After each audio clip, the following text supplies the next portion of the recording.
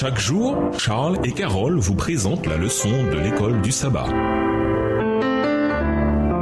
Bienvenue à votre émission. Dieu nous parle. Nous voilà la leçon de vendredi. Pour aller plus loin, ce qui inspirait la prière d'Abraham, c'était l'amour des âmes qui périssent. L'horreur que lui inspiraient les péchés de cette ville corrompue était surpassée par le désir de sauver les pécheurs. Cette sollicitude est un exemple de celle que nous devrions ressentir pour les impénitents. Nous devrions avoir le péché en horreur, mais aimer le pécheur et le prendre en pitié. De tous côtés, nous sommes entourés d'âmes qui marchent vers une ruine tout aussi fatale, tout aussi effroyable que celle qui allait frapper Sodome. Chaque jour se ferme sur un être humain la porte du salut. À chaque heure, des âmes passent la limite de la miséricorde. Où sont les voix qui avertissent, qui supplient le pécheur d'éviter l'affreux sort qui l'attend? Où sont les mains tendues pour l'arracher à la mort? Où sont ceux qui, en paroles brûlantes d'humilité et de foi persévérante, plaident devant Dieu en sa faveur? L'esprit manifesté par Abraham était l'esprit du Sauveur. Le Fils de Dieu est lui-même le grand intercesseur en faveur du pécheur. Celui qui a payé le prix du rachat de l'âme humaine en connaît la valeur. Surmontant son horreur du mal, cette horreur qui n'habite que dans une âme pure, Jésus-Christ a manifesté envers les hommes un amour que seule la bonté infinie pouvait concevoir. Agonisant sur la croix, chargé du poids écrasant des péchés du monde, il priait pour ces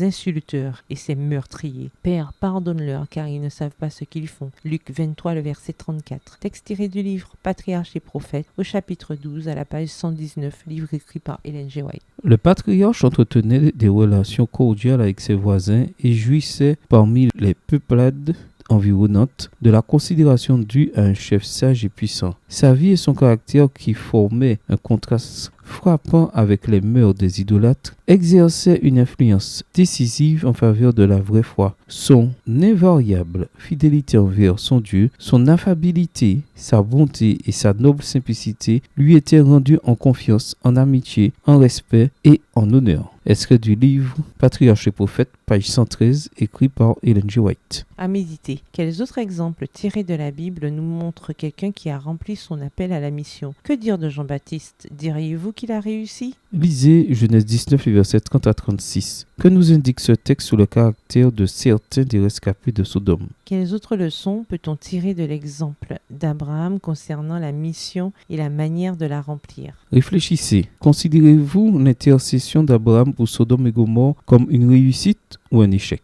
Au revoir. Et à demain si Dieu veut. Dieu nous parle.